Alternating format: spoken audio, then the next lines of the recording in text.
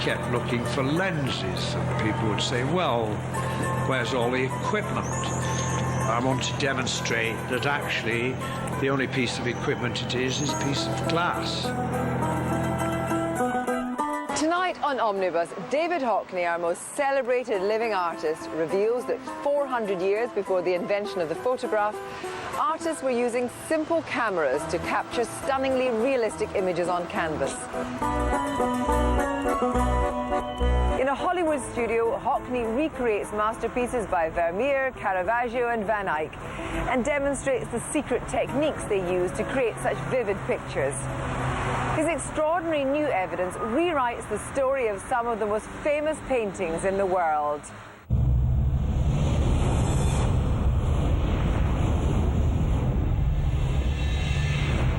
And the thrust looks good. All engines, all sources show the second stage is burning perfectly. Roger, 7.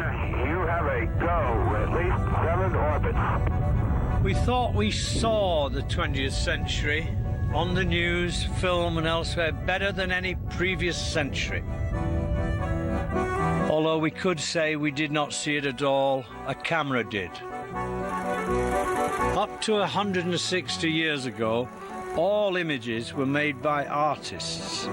Chemicals replaced them.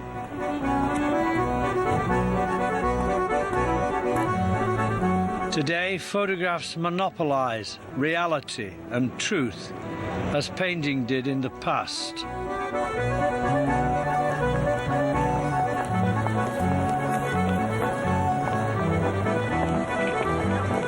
No electricity involved in this picture.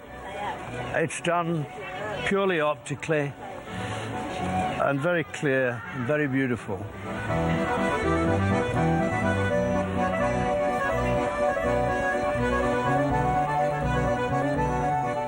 If we think what is in front of a camera is truth, verisimilitude, then those who command control over optical imagery have great power. Look at film, this, the press and advertising. But the real news is the power of the photographic image, including this one you see in front of you, is coming to an end. Exciting times are ahead.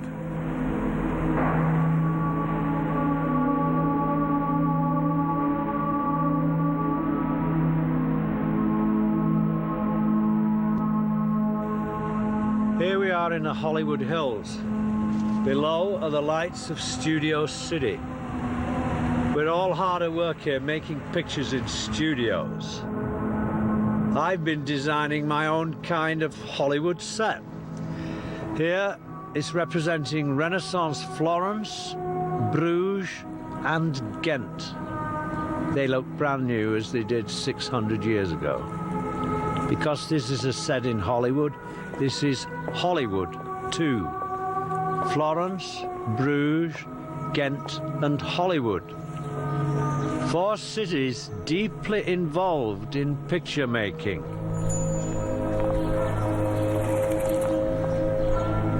They were secretive then, and they're secretive today.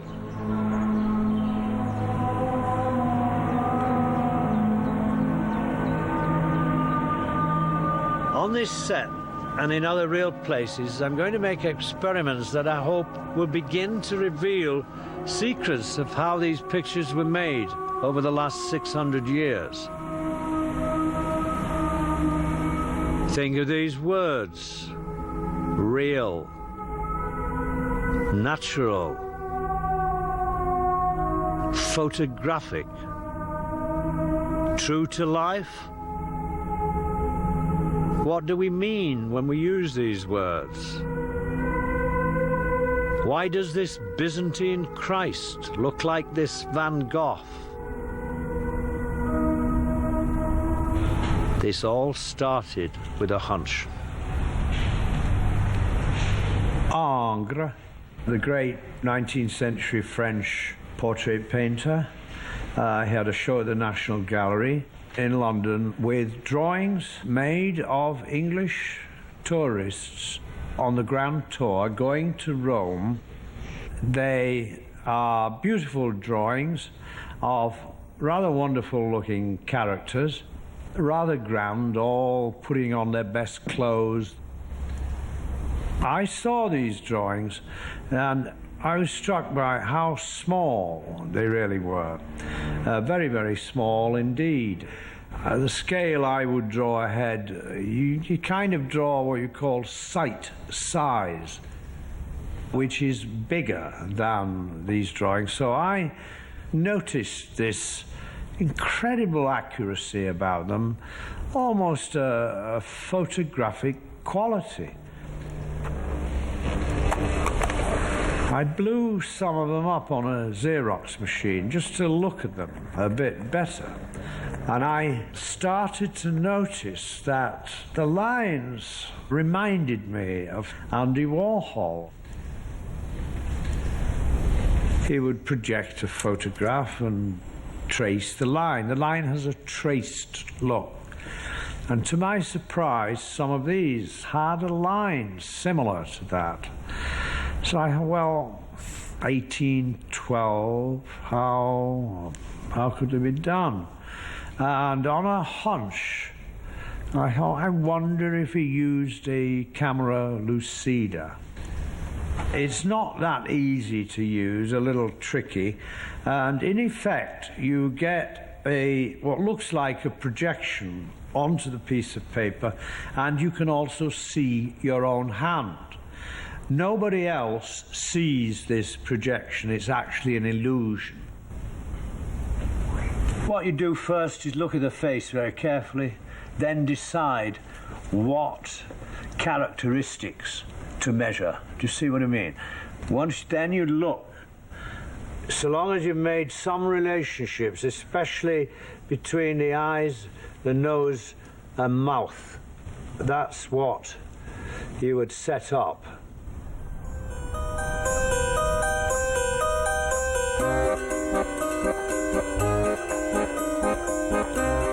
In my studio, we pinned up hundreds of colour photocopies of paintings. Paintings which seemed to have an optical look and paintings that did not. Slowly, we got a kind of order. I put Northern Europe at the top and Southern Europe at the bottom. The wall was necessary because I could then sit back and scan centuries of Western painting. We worked back further and further, and finally we got to a date where beyond that it is very different. And that date is approximately 1420. That date is when a big change occurs. That's been observed by every art historian. The explanations for it are everybody could suddenly draw better. Really? Not that good an explanation, not that rational, really. So we are focusing on this sudden change that happened. So what is an explanation?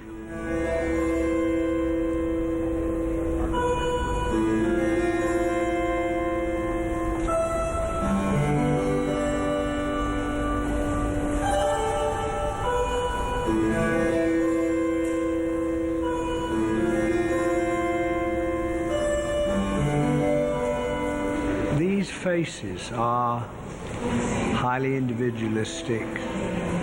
They seem like very, very real people.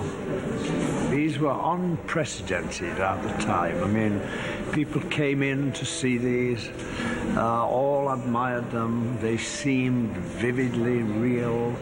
We can't appreciate really what that meant today. I mean, it would be, what would an equivalent be? I mean, some kind of 3D effects in Disney World or something, you know.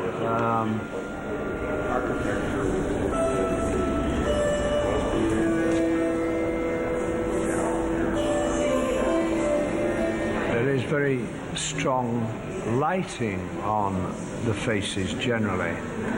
There is a very strong contrast. The strong contrast like that is really made with the sun. You're not getting a strong contrast on my face in here because the sun actually isn't beaming in. Sun on the face was the big clue. It is even more obvious in Northern Europe, Bruges and Ghent, individuals true to life and again brightly lit.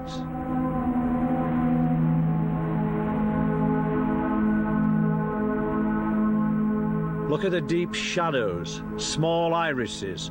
They were sitting in very strong light, the sun.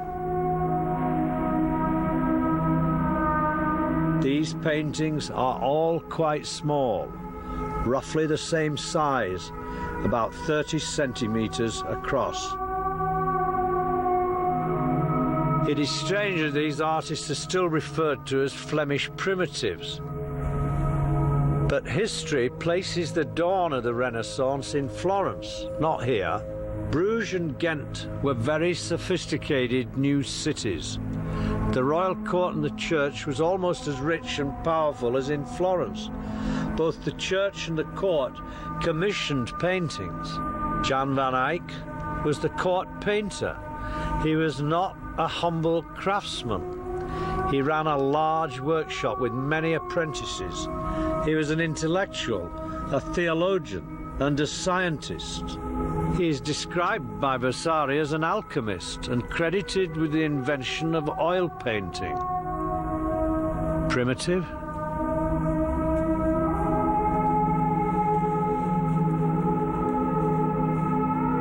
You are totally knocked out when looking at this picture. It's unbelievably rich in detail in every single part of it. The textures of cloth. The canon is holding a book with a kind of chamois leather that wraps the book.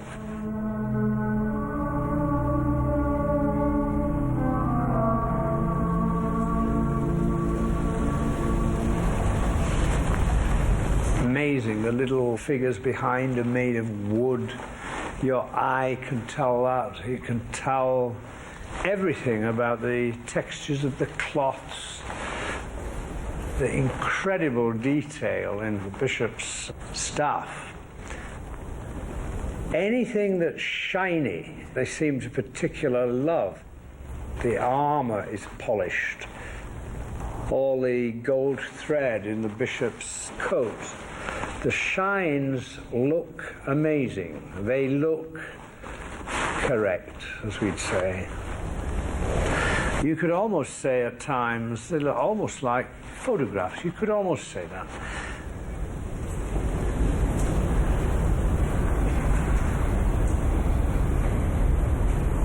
It was that photographic look that I was beginning to see. I began to look at patterned fabrics. This is Masolino, Masaccio's teacher, 1425. He's made no attempt to describe the form under the fabric. The pattern is painted flat.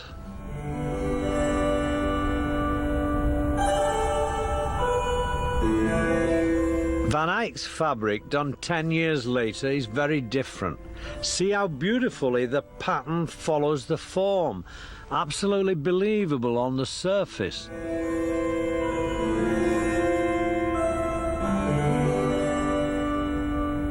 This is Bronzino, 1545. By now, a bold, elaborate fabric is following all the folds done very elaborately.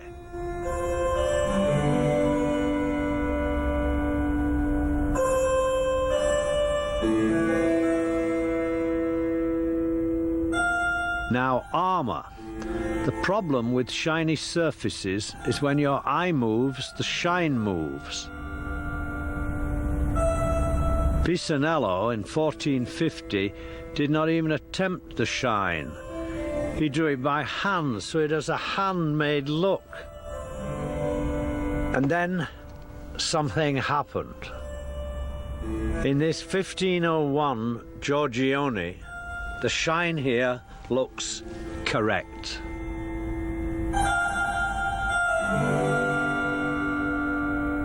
By 1625, Van Dyck's armour with a delicate etched pattern could almost be a photograph.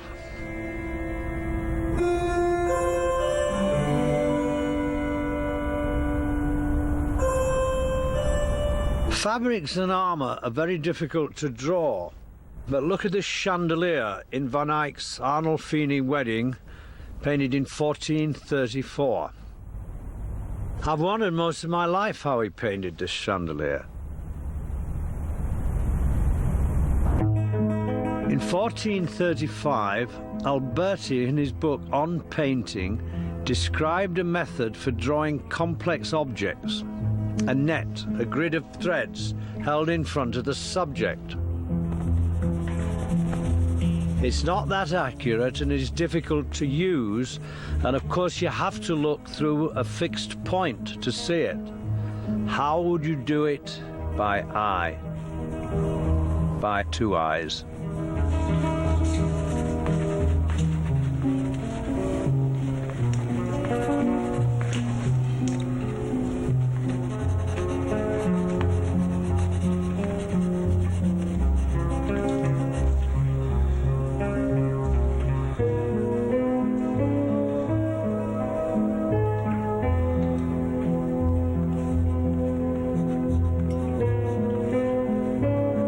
Anybody who knows the slightest thing about technical drawing, tracing, architectural drawing, engineering drawing, anything, will know that what I was trying to do on this piece of paper was conceptualize into 2 dimensions this fantastic, complicated, marvelous chandelier that appeared in a painting in 1430. I know that it is impossible for my 2 eyes here to make a drawing of that the way it appears in the painting.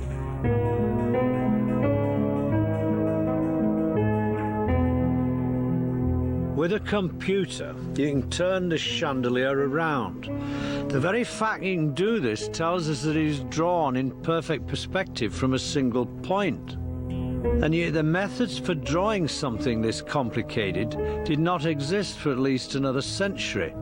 So how did artists in 15th century Bruges do it?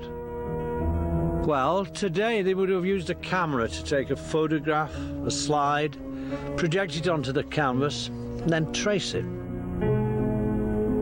There are descriptions 100 years after Van Eyck of dark rooms with a lens called a camera obscura, which simply means dark room.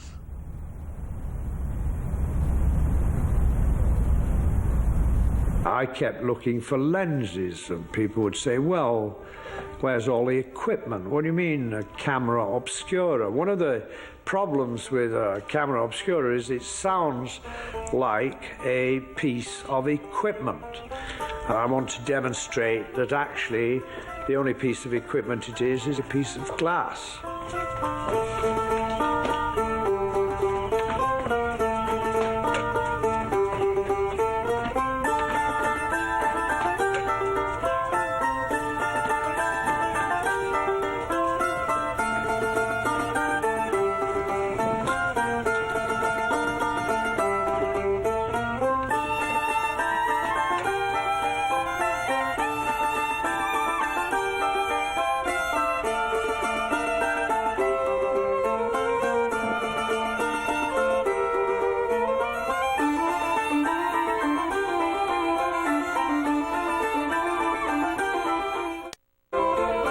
In the 1700s, we know Canaletto used a camera obscura.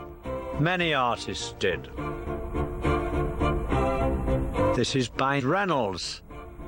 Reynolds certainly owned one. It's in the Science Museum in London. He obviously didn't tell everyone. It folds up to look like a book. But in the paintings of Vermeer done in the 1600s, we see the most vivid use of optics. They have a photographic look. This basket is out of focus. The eye does not go out of focus. How did he paint this fabric and the map and this chandelier? By eye? These paintings look strange to people at the time they were painted. The foreground objects seemed too big, but not to us. We are used to looking at photographs.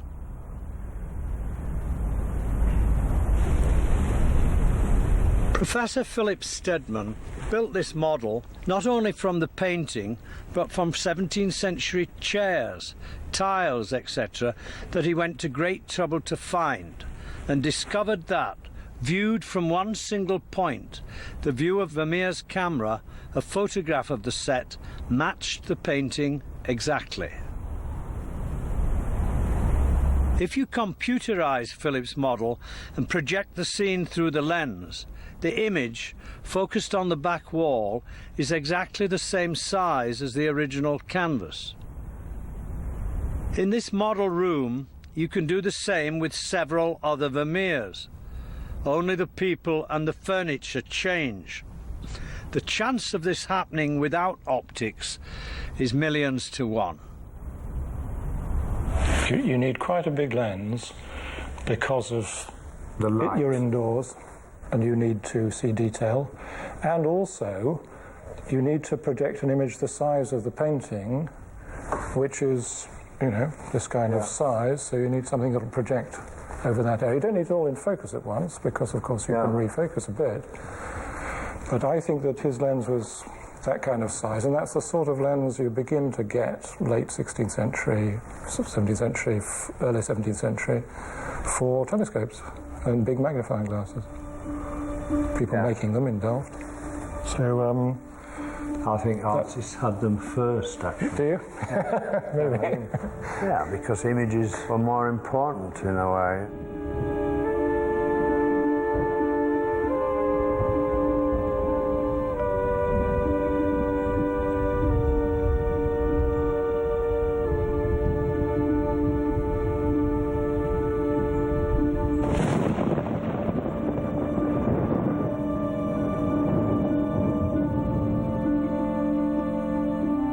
When we were constructing the wall, one picture we found was a picture by Lorenzo Lotto. I think it's 1545, and there is an elaborate tablecloth, and we could notice at one point this tablecloth goes out of focus. We put it up on the wall because we felt this was quite a clue to something. Our eyes don't go out of focus. Doing it geometrically would see everything in focus. If you're working that out in linear perspective, everything is in focus. So I happened to show this to a new friend, Charles Falco, and he's a scientist, not in the arts at all. And next day he faxed me saying he'd been thinking about that painting and he realized there were some real clues in it. That particular painting probably had enough information in it for me to calculate the lens that had been used.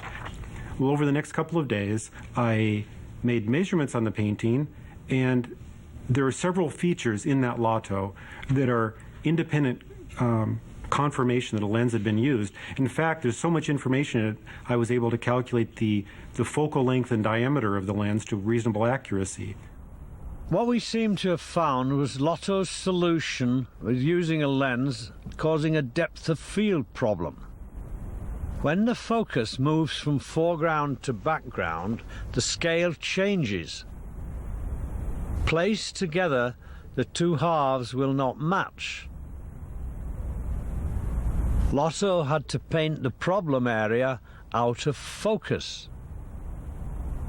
To the right-hand side of that lotto, there's a very small but measurable change in the vanishing point at the same depth into the painting as the central feature where it goes out of focus. The laws of geometrical optics prove that Lotto used a lens. And so that's the thing that's different about this. If you understand the science, you realize that this isn't just a nice story. It's a scientific fact. This proof established an artist using a lens in the 1540s. The change we had seen on the wall, though, happened in Van Eyck's time, more than a century before. We were stuck. There was a huge weight of opinion that artists could not have used optics as early as this because glass was such poor quality that you could not make a good lens.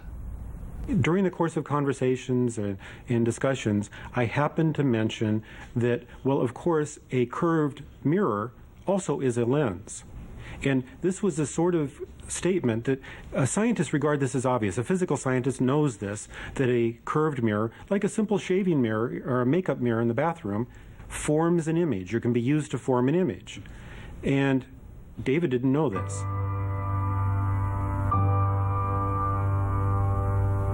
There's no doubt they had mirrors. I mean, they had convex mirrors. If they had convex mirrors, it's absurd to say they didn't have concave mirrors. It's actually just a piece of glass the other side.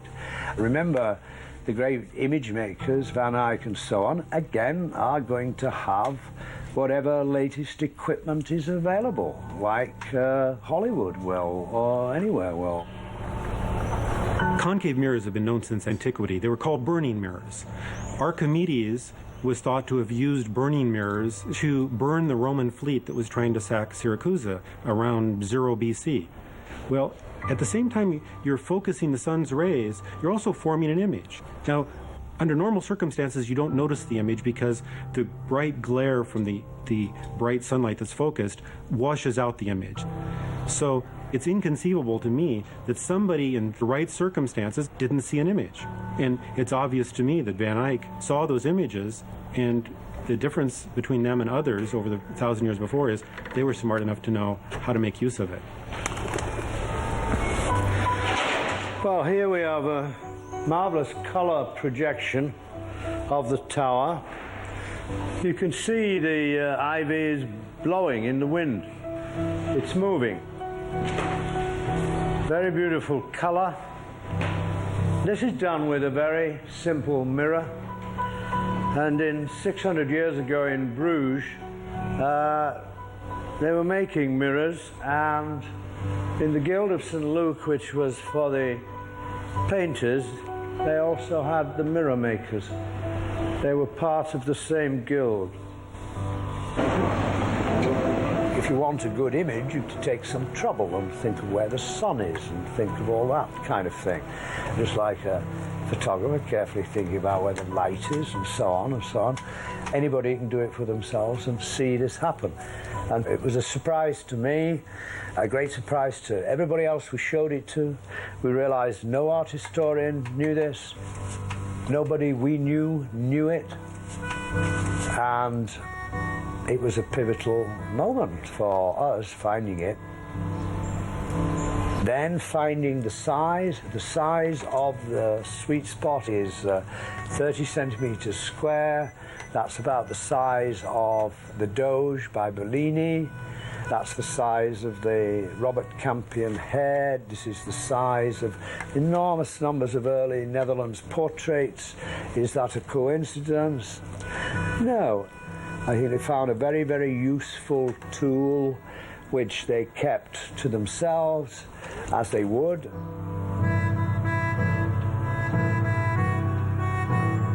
Van Eyck never wrote down any formulas whatsoever for the marvelous glazes he was using. They were not written down, probably in case somebody else got them who he didn't want to have them, who was a rival. Meaning they were in business and he needed other things, so he's not going to tell them exactly how he does things. When we made the first image with the mirror, it was deeply exciting. I knew we'd discovered something rather big. We were setting up a still life based on the Cotan painting of the cabbage on the string, and unfortunately the cabbage started spinning round. It didn't stay still. But I went into the dark room to see it, but there on the projection was the cabbage spinning. And I realized this is a colour movie. It moves. I mean, there it is. It's spinning. It's quite beautiful. Of course, it's upside down. The string's coming from the bottom. And I then realized, my God, this is a movie in colour. They must have seen it 600 years ago. And actually, there's a straight line from this to the television picture of today. And it goes all the way through European painting. That dawned on me. I think nobody's observed that before, but it has to be true, actually.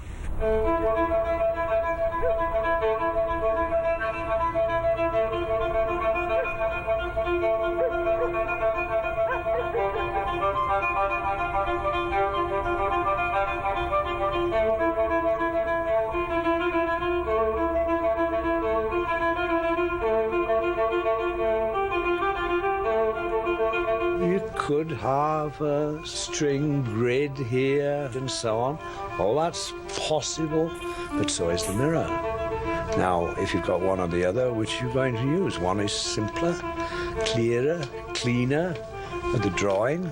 That's it. I mean, this is a question, if we can see the possible techniques, you pick the simplest one, the one that will produce the best results. And frankly, that's what we're just finding. Let's have a look. Just knock that off a minute. Just measure half, David, if that's all we can see. Oh, yeah. It's not properly lit. We're getting near. Wait a minute, yeah. We're getting near.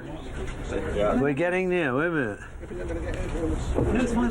Yeah, go back further, Stan. It's a bit bigger. Can you go back further? And as you go back further, I think we get more in focus. Do you see? Should do, yeah. Yes. This projection is now about exactly the size of the chandelier in the painting. This is approximately 8 inches across. It is precisely the size. The mirror making this projection is about 5 inches across. It is small, and it is very sharp. It is very clear.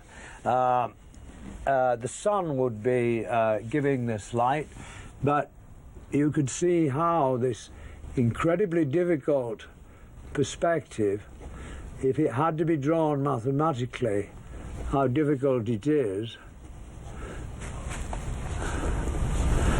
I'm just doing this very crude, but you can see the highlights very similar to in the painting.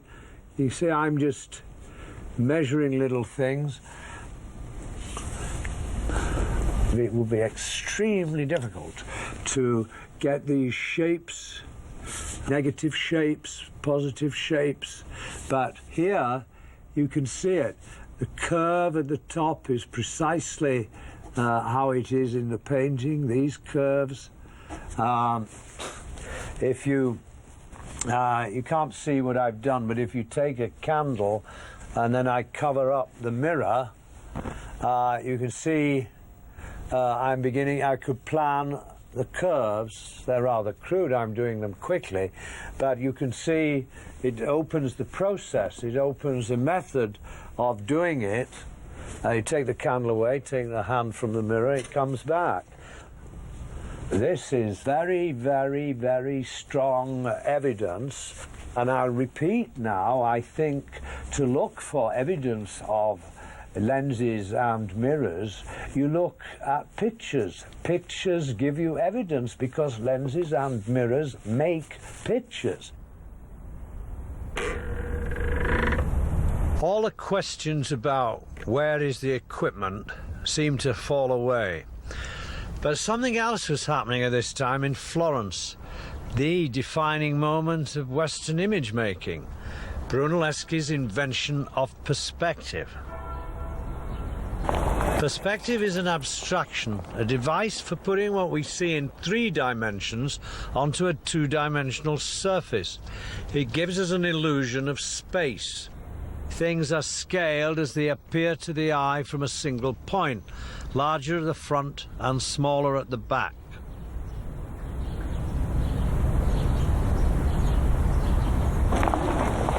Brunelleschi famously made a painting of the baptistry that astonished Florence. Made sometime before 1412, it was, suspiciously, 30 centimetres square. I was taught it was based on abstract geometry. But how was it conceived? Did he see something first? We went to Florence to do an experiment in the precise position where we know Brunelleschi painted his picture. 3 braccia, that is about 2 meters, inside the doorway of Florence Cathedral. Early in the morning the sun is on the baptistry, but inside it is very dark. It is a camera.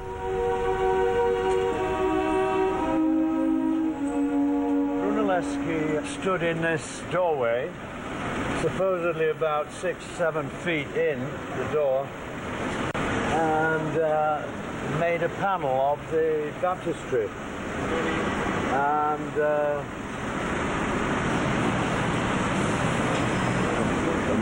we think he did it. He made a perspective picture. We know that. The mirror makes a perspective picture. Brunelleschi was the man in charge of every tool there was in Florence. He's building a dome on the cathedral. Every bit of latest technology was there. The descriptions of the pulley system they described for him to pull things up.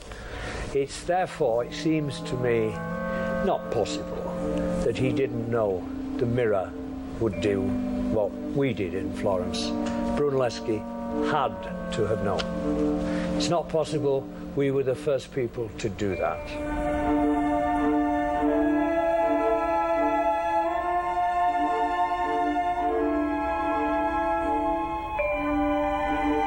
Using the mirror, he could only produce a small picture, about 30 centimeters square. But by extending these lines of perspective, he could create what all artists wanted, a bigger space and a bigger picture. That way, of course, makes you one fixed point out here. That's what it would do, and a mathematical point at that. Somehow, they never did that. It would seem to me, if their picture is this size because of optical projections, and he wanted to make them bigger, they somehow add like this, because it has an effect of making you close to everything. This is The Last Supper by Dirk Boots. It has a kind of perspective. Things are bigger at the front and smaller at the back, but not precisely scaled as in Italian paintings. Parallel lines do not all meet at one point. It's a collage of separate mirror lens views, each one precise, accurate, and optical.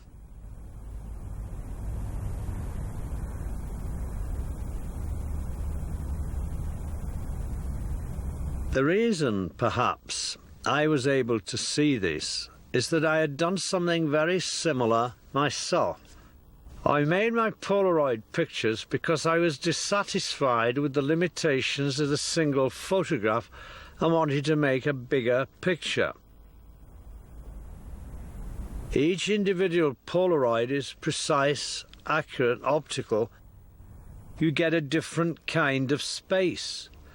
And yet to me it's closer to how we really see, with 2 eyes and the eye being part of the mind.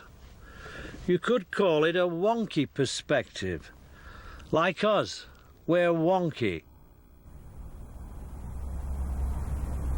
For myself, I prefer actually the spaces made here, because I feel you are a person who's in them, like I am in the world. I'm not outside the world looking in through a window. I'm in it.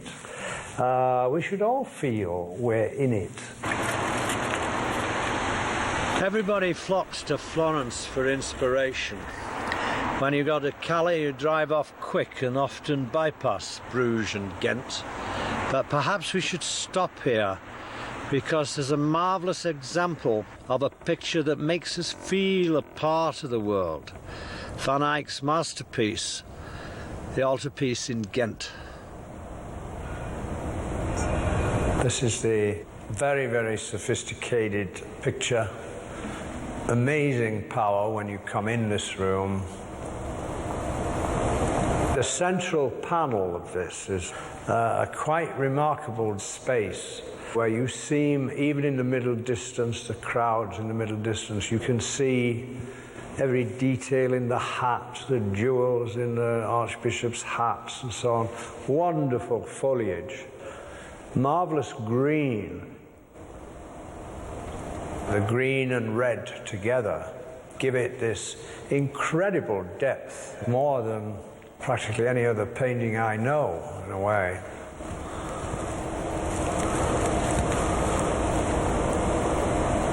I've just put together a reproduction of a desert high road I'd done 16 years ago, and I put it next to the center panel here. And I immediately saw there must be similar principles at work here. In the Père Highway, it looks as though you're stood outside the picture at first. But you don't remain outside very long, because actually I was never stood outside any area. You were close to everything. A stop sign, I was up a ladder doing it. You were close to it. Somehow Van Eyck was close to everything here until you get to the far distance. But the groups in the front, you feel close to them. You see wonderful detail, meaning you have to be close to see that detail. You see it in the middle distance as well. And I remember walking about this thing. I was not stood in one, yet I made a still picture. This is a still picture, but it's a moving picture in your head, actually.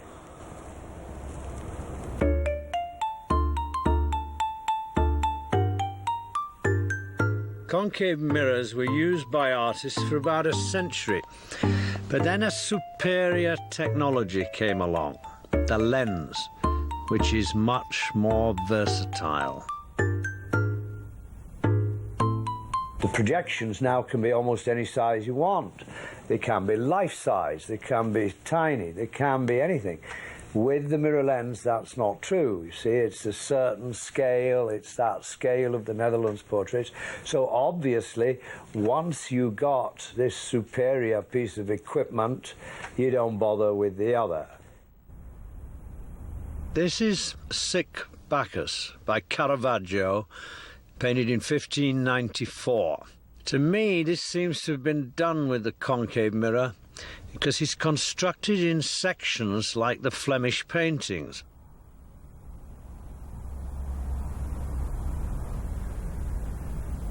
Now look at this one, painted a year later.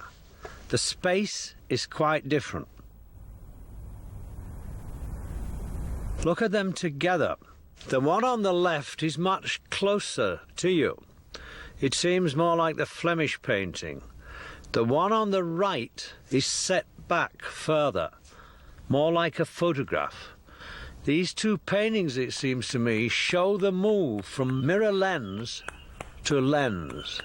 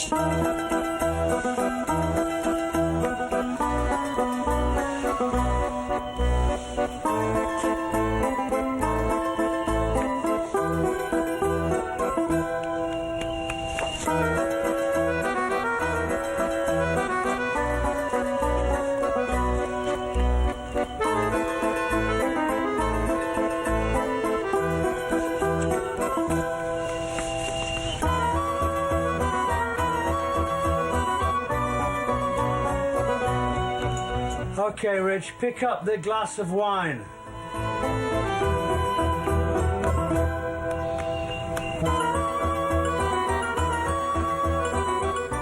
Pull it back to you a bit more. Hold it there.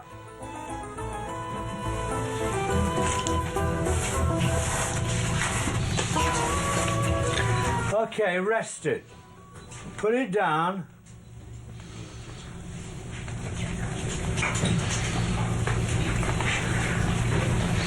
Now pick it up again and I'll tell you exactly where to put it.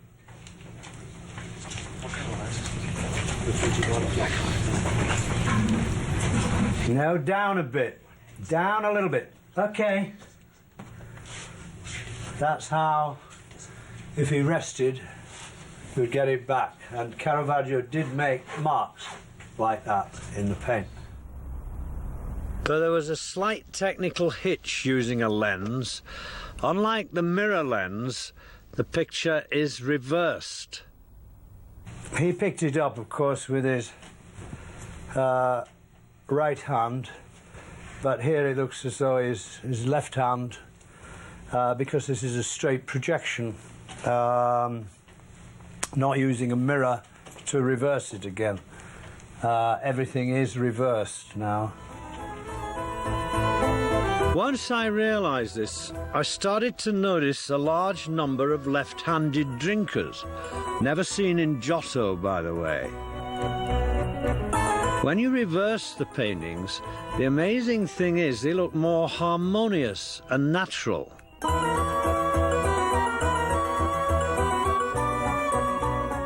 In this painting of 1660 from the Franz Hals Museum, everyone is left-handed, including the man pointing at them.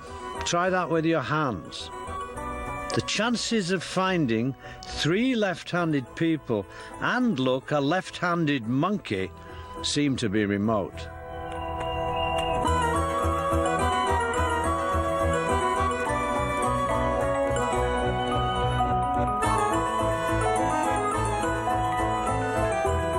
Eventually, artists found a simple remedy to this problem. Bounce the image from the lens onto your canvas with a flat mirror. Of course, this is another piece of equipment and very expensive. Pick the wine glass up, Rich.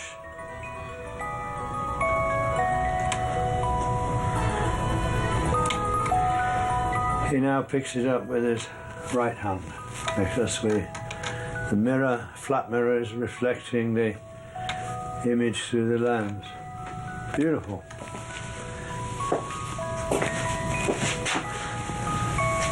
Beautiful. Highlights in the eyes. Gorgeous, yeah. Once you begin to see the optical base, you notice other strange things. Parmigianino's lady has a massive right shoulder. In Van Dyck's Genovese lady, if she stood up, she'd be 12 foot tall. The Peasant Wife by Georges de la Tour has legs out of proportion to her body. She seems to be on stilts.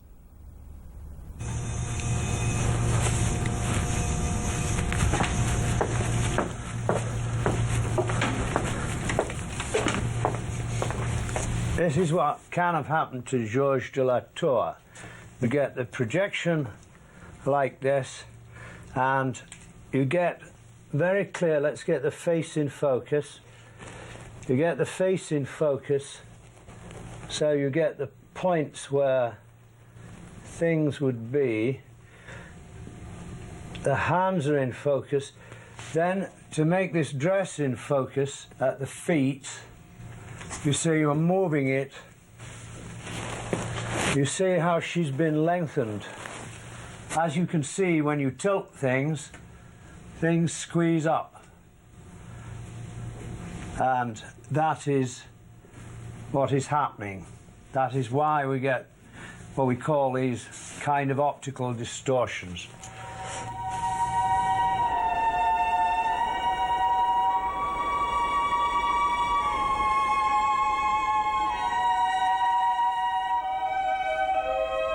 You see, it's a very simple way the lens can move. It just tilts that way or that way. It can also actually tilt this way and this way. It's now going out of focus. As I'm tilting the lens, it would focus something else. From about 1500 to about 1860, you never see a badly done basket. They always get the weave in the right place.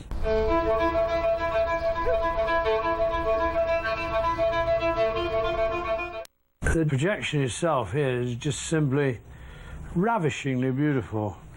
The different tones of greys that are set up here, tiny highlights you can see. If I'm looking at it three-dimensionally, they're quite hard to see exactly where they are, because if you move as well, the shine changes. Here it does not. It will not change. Beautiful, absolutely beautiful. Techniques of using the lens, of course, varied enormously. The work doesn't have to look like a photograph. Frans Hals, for example, never made a drawing. There's no known drawing by him. He worked straight onto the canvas with very loose brushwork, yet the underlying precision is uncanny. Almost no drawings survive from Velázquez either. He didn't seem to make many. I always wondered, how did he paint that silk so perfectly, so fast?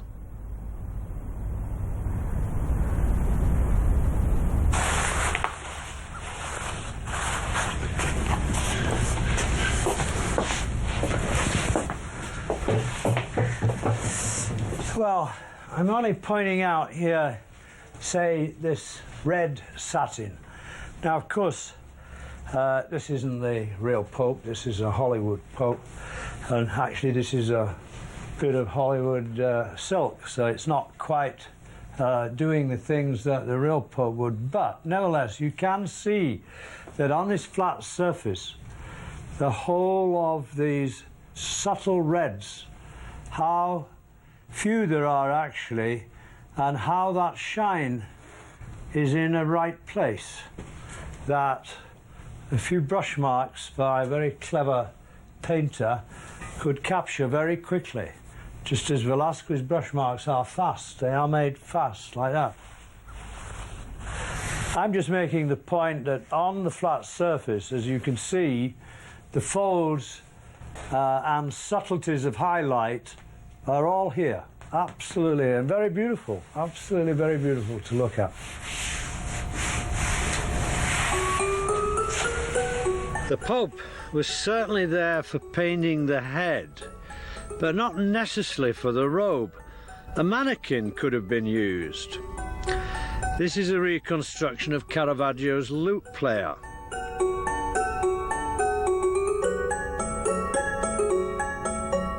Once you see a projection like this, you fall in love with its magic, capturing the three-dimensional world on a two-dimensional surface. For an artist to see it is to use it. They would have been thrilled. I must point out, of course, that not all artists would have used optics directly. But once one did, others would see the result and be influenced by the look. We still are.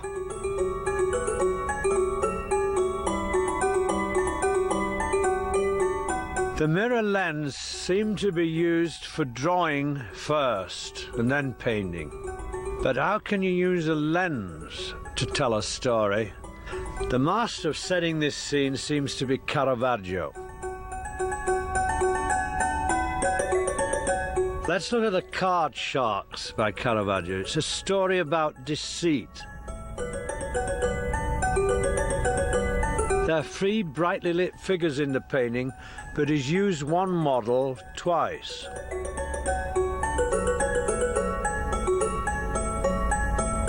The space between the characters is quite shallow and they appear pressed together.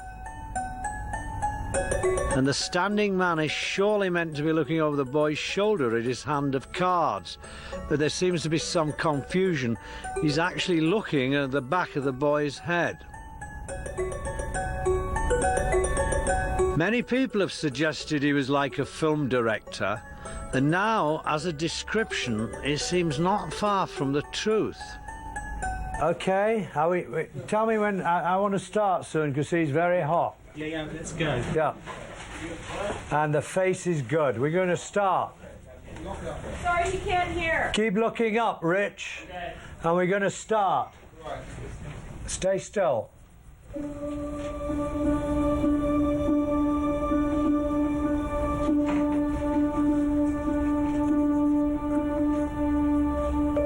The first problem is the lens can only project one model at a time.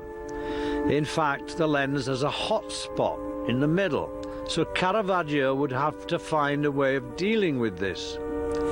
He would work out where in the composition the projection is required.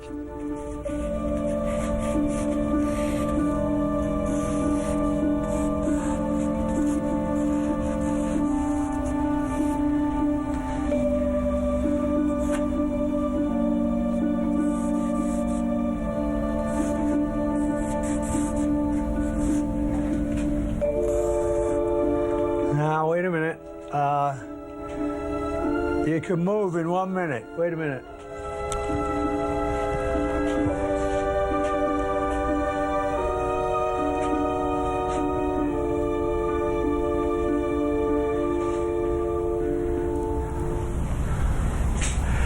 Rich, you can move away in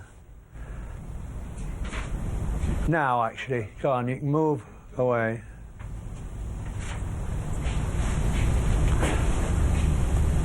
Okay, now I want to do his hand.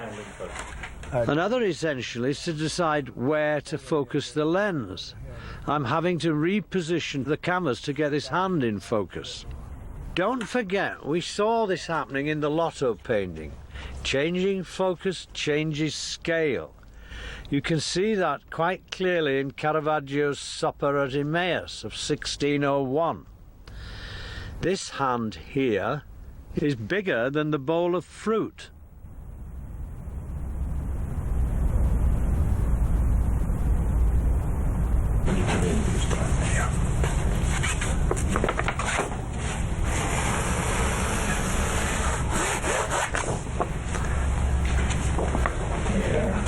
He's going to be here.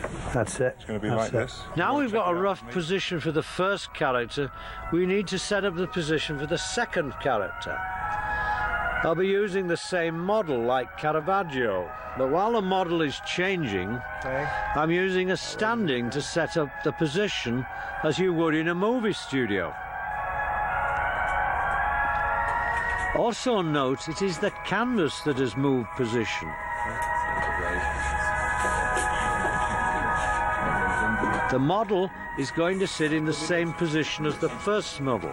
They all sit in the same space, hence the problem of space.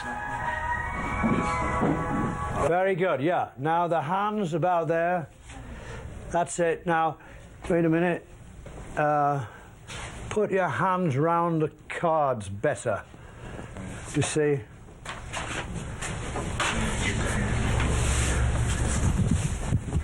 Very good.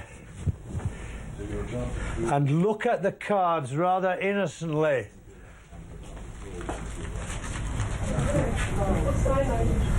Yeah, very good. Like that. I just can't see his face very good. That's it. Yes. Better. Now just turn looking at the card. Are you looking at the cards, Rich? Yeah?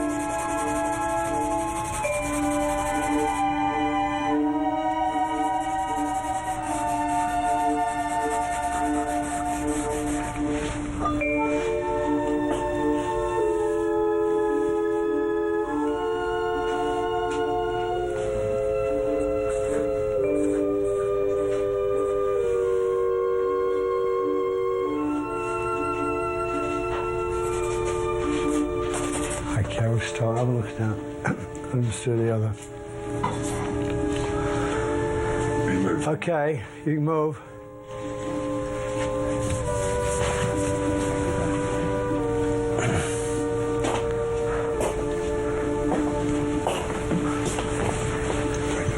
And now we want... wanted to raise his right hand here. Okay, let me just show him that. He's now to be looking back here. Looking back here. Looking over there. Next, the last figure. What I'm trying to do is position his head so his eyes are looking at the cards. But as with Caravaggio, the whole process is very difficult because the model is looking at something that is not there. You see this in movies too. When actors are filmed in close-up, it's usually done separately, so they have no fixed position to look at, and it's very easy to get the eye line wrong. You can see this in other paintings. Doubting Thomas, for instance, looks past his finger. This is hard. This is very hard. I can't see the... Okay, wait a minute. Just leave it there. Okay, stay still, please, Michael.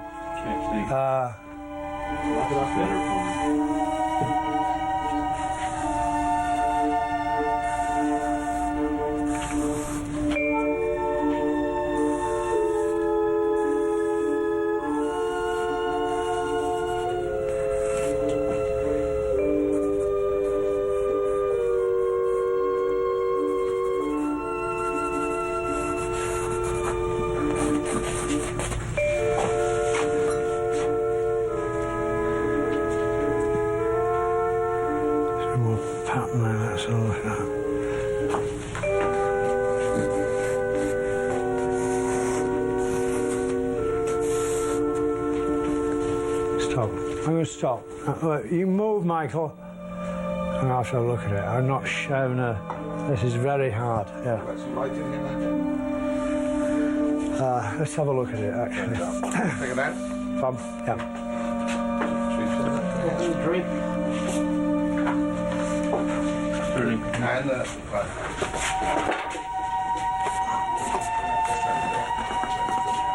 Of course, I knew about the problems afterwards, and we're still having problems of eye, line, scale, and so on. But I think Caravaggio was so thrilled with the image, he wouldn't have noticed. Everybody is thrilled with new technology at first. It's only later that you notice the limitations.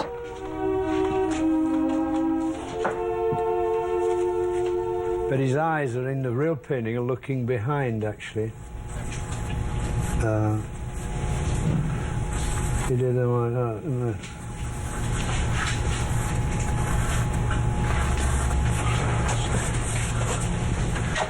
Optics, I was going to say do not make marks, don't. Sean did. My English school teacher mentality. Do not make, optics do not make marks. I made the marks. The optics made a picture there, but that picture is ephemeral, remember. Until 1839, and chemicals could freeze it, as it were. These images were there, but they were ephemeral, meaning they'd be gone. The only record made is some artists doing that.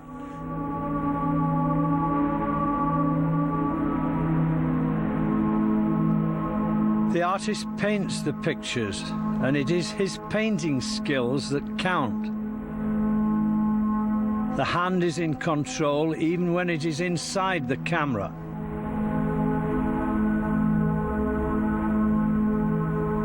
And then in 1839, chemical photography was invented by Daguerre in France and Fox Talbot in England almost at the same time.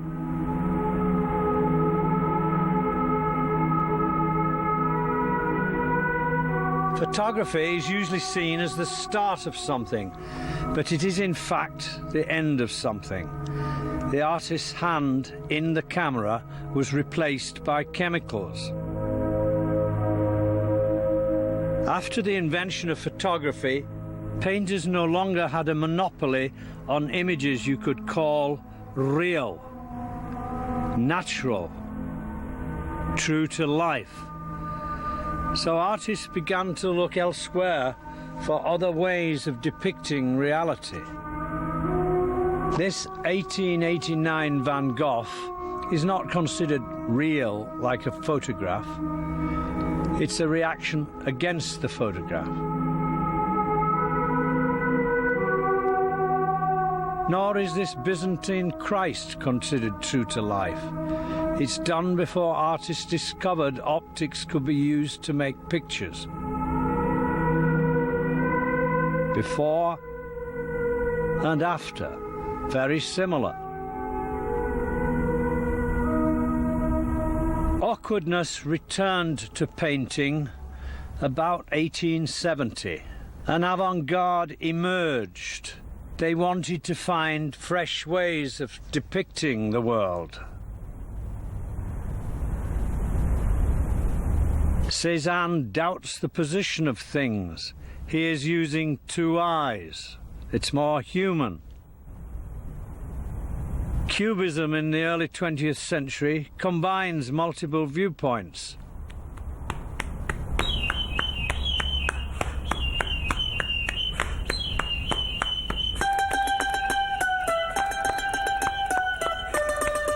But in the end, the single viewpoint, the frozen moment, triumphed.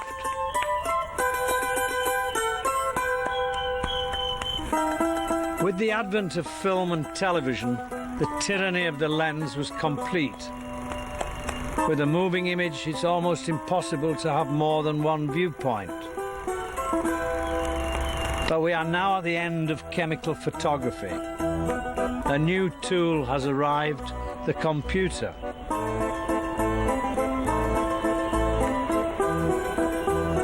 The computer allows us to manipulate images.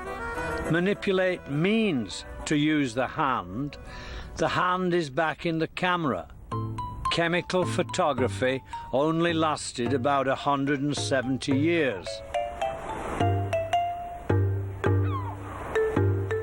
Look carefully at this painting by Bouguereau, painted in 1896.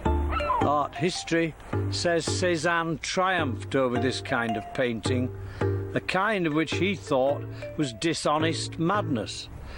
But the problem is, Bouguereau is closer to what we are seeing today.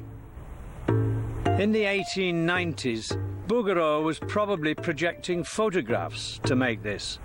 You can see quite clearly the girl is lying on a table, oblivious to the wave about to crash over her. It's really an absurd picture. All he did was put in a back projection. He could have placed her anywhere, just as you do on the computer today.